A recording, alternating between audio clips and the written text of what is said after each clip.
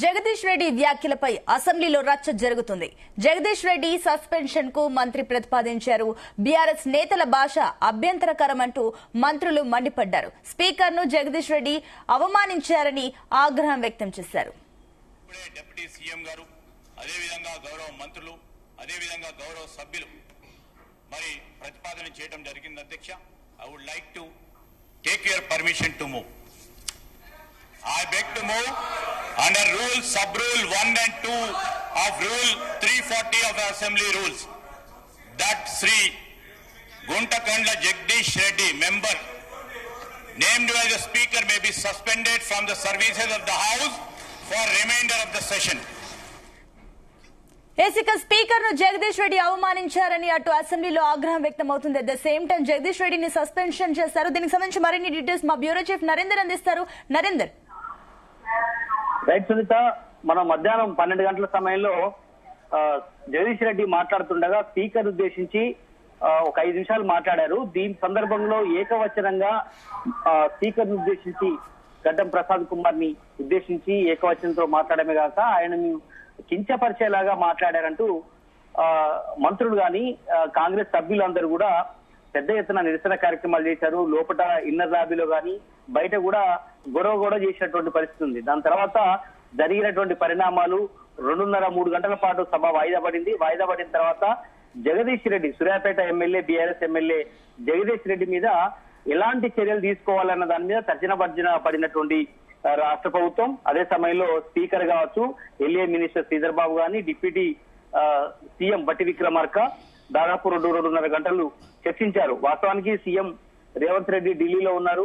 ఆయనతో కూడా ఫోన్ లో మాట్లాడినట్టుగా కూడా తెలుస్తోంది. అయితే ఏదైనప్పుడు కూడా జగదీష్ రెడ్డి చేసినటువంటి వ్యాఖ్యలు ఒక దళిత స్పీకర్ గా ఉన్నటువంటి వ్యక్తిని ఈ రకంగా ఎట్లా అవమానిస్తారంటూ ఒక్కొక్కరు సభ్యులు సభలో ప్రారంభమైన తర్వాత కూడా మాట్లాడినటువంటి సందర్భాన్ని మనం అంతా విన్నాం. దాని తర్వాత మంత్రులు శ్రీధర్ బాబు కావచ్చు, ఎల్ఏ మినిస్టర్, అదేవిధంగా డిప్యూటీ సీఎం బట్టి విక్రమార్క కూడా దళిత వ్యక్తులంటే ఇంత చిన్న చూప అంటూ ఆయన చాలా ఘాటుగానే వ్యాఖ్యలు చేశారు. మీ పార్టీ స్వభావం ఇలాంటిదా, మీ కేసీఆర్ ఇదే రకంగా మీకు చెప్పి పంపించాడా అన్నట్టు పెద్ద ఎత్తున మాట్లాడే ప్రయత్నం చేశారు.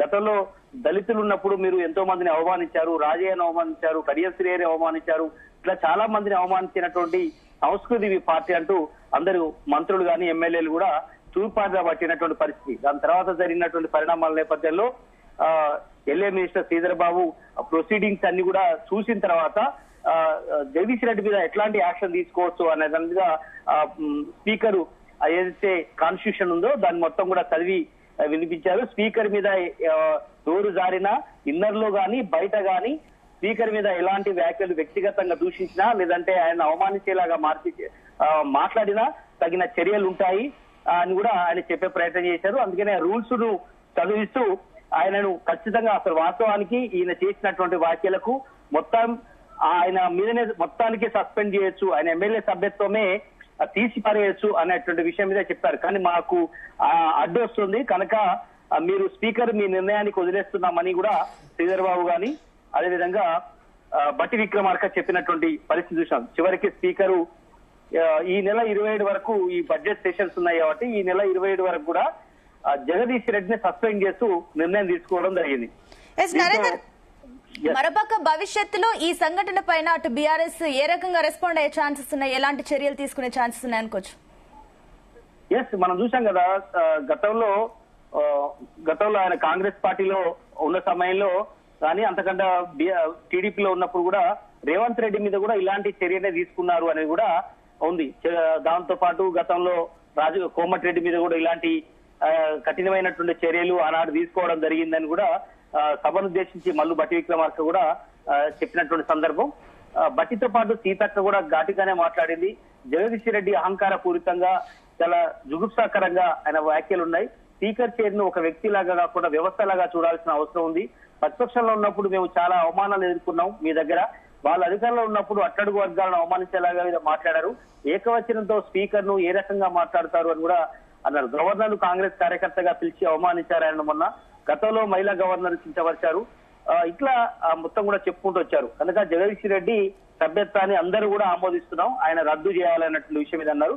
బట్ మీరు అంటున్నట్టుగా బట్ దీని మీద యాక్షన్ ప్లాన్ ఇప్పుడే బయటికి హరీష్ రావు కావచ్చు, కేటీఆర్, జగదీష్ రెడ్డి ఆ పార్టీ ఆయనకు అండగా అందరూ బయటకు వచ్చినటువంటి పరిస్థితి ఉంది. బయటికి ప్రజెంట్ సభ నడుస్తోంది.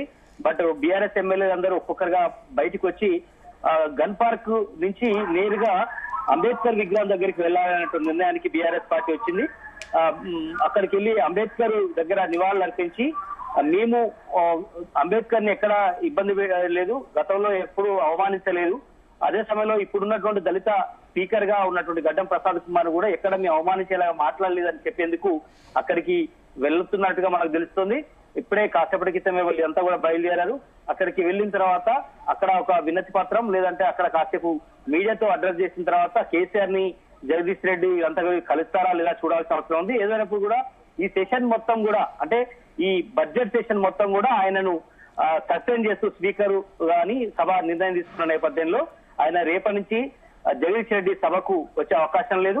బట్ మిగతా ఎమ్మెల్యేలు అందరూ బీఆర్ఎస్ వాళ్ళు వస్తారు. బట్ దీని ఇట్లాంటి చర్య భవిష్యత్తులో ఇంకా బీఆర్ఎస్ పార్టీలో కానీ ఇతర పార్టీలో కానీ ఇలా ఎవరు కూడా స్పీకర్ అవమానించకూడదు అన్నటువంటి ఒక ఇండికేషన్ పంపించడం కోసం సభ ఈ రకంగా నిర్ణయం తీసుకుందని కూడా మంత్రులు గాని స్పీకర్ గాని వీళ్ళంతా చెప్తున్నటువంటి మాటగానే మనం అర్థం చేసుకోవాల్సిన అవసరం ఉంది. బట్ ఏదైనప్పుడు కూడా గతంలో కాంగ్రెస్ నేతల్ని కూడా ఇదే రకంగా సస్పెండ్ చేసిన ఉదంతాన్ని గుర్తు చేస్తూ ఇప్పుడు బీఆర్ఎస్ నేత కూడా ఇదే రకంగా చేశారంటూ కూడా చెప్తున్నటువంటి పరిస్థితి కనిపిస్తుంది. ఏదైనప్పుడు కూడా ఈ సెషన్ లో అంటే మనం చూసాం ఈ సెషన్ కానీ లాస్ట్ సారి బడ్జెట్ సెషన్ లో కూడా కౌశిక్ రెడ్డి మీద కూడా ఇట్లాంటి యాక్షన్ ఉంటుందని చాలా మంది అన్నారు. కానీ కౌశిక్ రెడ్డి మీద గతంలో ఏమి యాక్షన్ తీసుకోలేదు.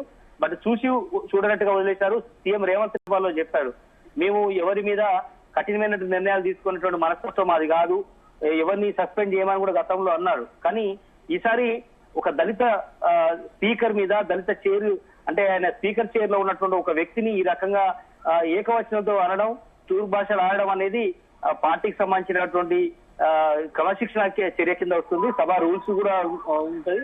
భవిష్యత్తులో ఎవరు కూడా ఇలాంటి చర్యలు చేయకూడదని ఉద్దేశంతో ఈ రకంగా చేస్తున్నామని కూడా సభ నాయకుడు కావచ్చు అదే సమయంలో మిగతా వాళ్ళు కూడా చెప్తున్నటువంటి మాట. బట్ చూడాలి బీఆర్ఎస్ ఎట్లాంటి భవిష్యత్తులో కార్యాచరణ తీసుకుంటుంది, వాళ్ళు ఇంకేం మాట్లాడతారు కూడా చూడాల్సిన అవసరం మరి కాసేపట్లో. ఎస్ నరేందర్, మరోపక్క అటు మాజీ మంత్రి జగదీష్ రెడ్డి తన సస్పెన్షన్ తర్వాత ఏమైనా మాట్లాడారా, ఏమైనా రెస్పాండ్ అయ్యారా? వాస్తవానికి జగదీష్ రెడ్డి ఎప్పుడైతే ఆయనను నిర్ణయం తీసుకోవడం జరిగిందో ఆయన వెంటనే సభ నుంచి బయటికి మార్షల్స్ బయటికి తీసుకొచ్చారు. వాస్తవానికి కేసీఆర్ ఛాంబర్ ఉంటుంది, బీఆర్ఎస్ ఎల్పీ ఛాంబర్, దాంట్లో ఎమ్మెల్యేలు అందరూ కూడా కూర్చుంటారు. అక్కడ కూడా కూర్చోనియకుండా చీఫ్ మార్షల్ ఆయనకు వచ్చి చెప్పారు, మీరు ఇక్కడ కూడా కూర్చోవడానికి లేదు, మీరు బయటికి వెళ్లిపోండి అని కూడా చెప్పారు. అప్పుడు కాసేపు టైం ఇవ్వండి అని చెప్పిన నేపథ్యంలో హరీష్ రావు, కేటీఆర్ తో సహా జగదీష్ రెడ్డి వీళ్ళందరూ కూడా ఇప్పుడే పూర్తిగా బయటకు వచ్చారు. అసెంబ్లీ బయటికి వీళ్ళందరూ ఇప్పుడు బయటికి అంబేద్కర్ విగ్రహం దగ్గరికి వెళ్తున్నారు. అక్కడ నిరసన కార్యక్రమం చేసే అవకాశం ఉంది. అక్కడ మేబీ మీడియాతో వాళ్ళు అడ్రస్ చేస్తారు.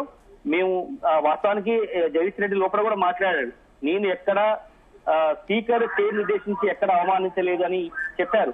కానీ రూల్స్ ఫ్రేమ్స్ కానీ డిప్యూటీ సీఎం కూడా చెప్పినటువంటి ఏదైతే pin to pin Jagadish Reddy ఏమన్నాడు అని పేపర్ మీద రాసుకొచ్చి చెప్పాడు, అది రికార్డులు రాసిన తర్వాత కనుక ఈ రకమైనటువంటి పదాలు ఖచ్చితంగా రూల్స్ బ్రేక్ చేసాయని చెప్పే ప్రయత్నం చేశాడు.